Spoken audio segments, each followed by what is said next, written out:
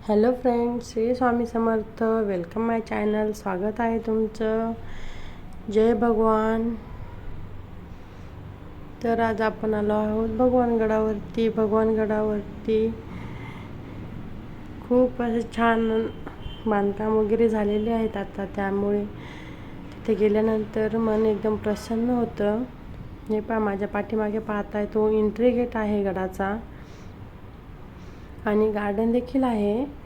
हे पहा, या साईडला गडाच्या आतमध्ये गेल्यानंतर उजव्या साईडला हे तिथे राहणाऱ्या मुलांसाठी बांधलेली शाळा आहे. तिथे हॉस्टेल देखील आहे. तिथे मुलांचं, आपले मुलं जर ते टाकायचे असतील ना, आपण टाकू शकतो.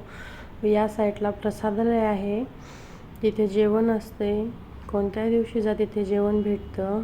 त्यानंतर ही पहा, समोर दिसत आहे बाबांचे समाधी मंदिर, आणि समाधी मंदिराच्या अगदी समोरच आहे हे मारुतीचं मंदिर. आम्ही इथे जाऊन दर्शन घेतले. त्यानंतर आपण आतमध्ये देखील समाधीचे दर्शन घेण्यासाठी जाणार आहोत बाबांच्या. त्यामुळे शेवटपर्यंत व्हिडिओ पाहत राहा. व चॅनलवरती पहिली वेळेस आला असाल तर चॅनलला सबस्क्राईब करून जा. भगवानगड हा आपल्या अहिल्यानगरमधील एक खूप असे सुंदर ठिकाण आहे. तुम्ही कधी गेलात तिकडे तर तुम्ही भगवानगडाला नक्की जा. हे आहे भगवान बाबांच्या समाधी मंदिराच्या वरतीचं काम आहे. हे विठ्ठल मंदिर आहे व बाजूने देखील असे कंपाऊंड केलेले आहे. तिथे पण आपण विश्रांती करू शकतो. व हे विठ्ठल मंदिर आहे. मंदिराच्या खाली बाबाची समाधी आहे. चला आता आपण जाऊया समाधी मंदिराकडे दर्शन घेण्यासाठी.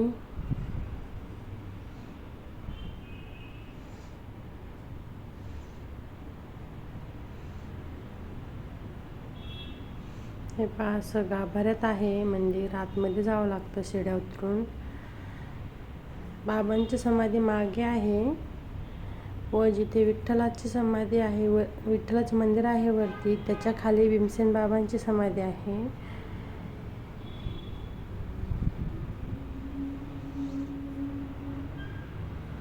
भीमसेन बाबांनी म्हणजे स्वतःच सांगितलं होतं की माझ्या समाधी मंदिराच्या वरती, विठ्ठल मंदिराच्या खालीच माझी समाधी ठेवा. त्यामुळे बाबांची समाधी आहे खाली व वरती विठ्ठलाचं मंदिर आहे.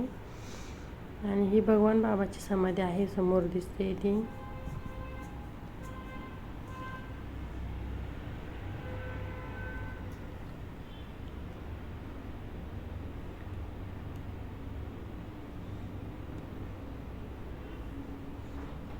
आम्ही गावी कधी गेलो ना तर आमचं फिक्स असते भगवानगडावरती दर्शनासाठी जायचं.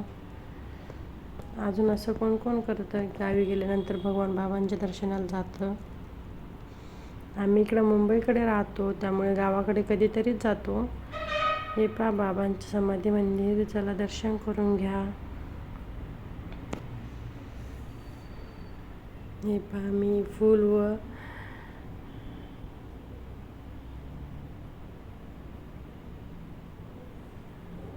तुळशीपत्र वाहून घेतलंय बाबांना, कारण बाबांच्या चरणावरती तुळशीच वाहिले जातात व फुलं.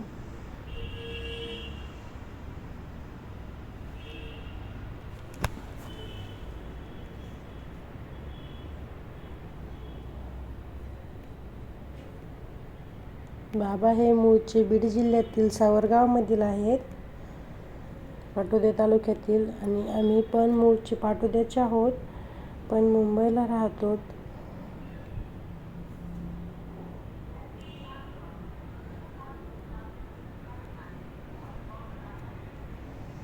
ते कधीही जा, एवढीच गर्दी असते.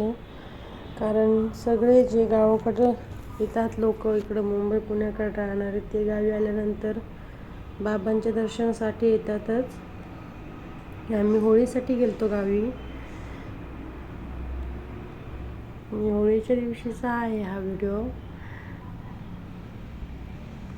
आज अपलोड करत आहे मी.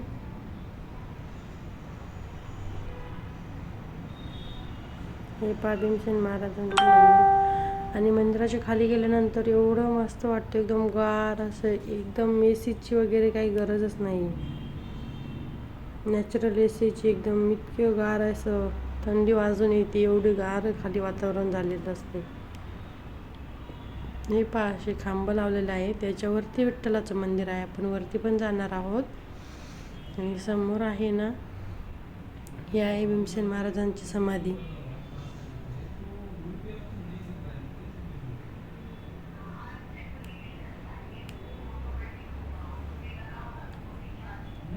या भीमसेन महाराजांचं देखील दर्शन करून त्यानंतर आपण वर जाऊया विठ्ठलाचं दर्शन घेण्यासाठी.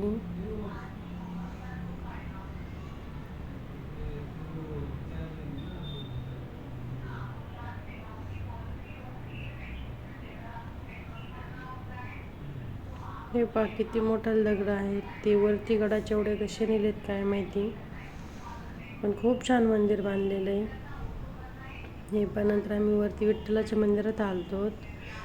ही माझी बेबी आहे, ती तिथे बसली होती वरती आल्यावरती.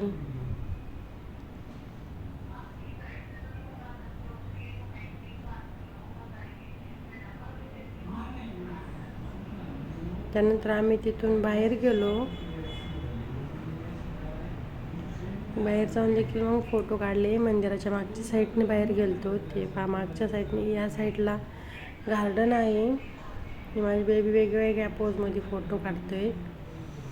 तिथून आम्ही नंतर मागे गेलो. तिथे बाबांची जी गादी आहे ती देखील आहे, व जे बाबाच्या काळामध्ये त्यांनी वापरलेले साहित्य आहेत त्याचे देखील तिथे संग्रहालय आहे. ते देखील मी दाखवणार आहे तुम्हाला समोर.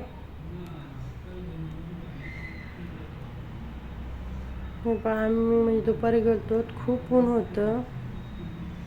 माझ्या बेबीचं फोटो काढायचं चालू होतं. इकडे तिकडे वाकडे तोंड करून ते फोटो काढत होती.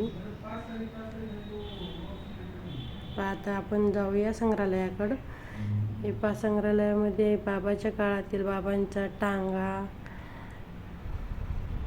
काठी व ते दिंडीत वगैरे जे स्वयंपाक करायचे त्या स्वयंपाकाचे पातेले वगैरे सगळं साहित्य आहे तिथे.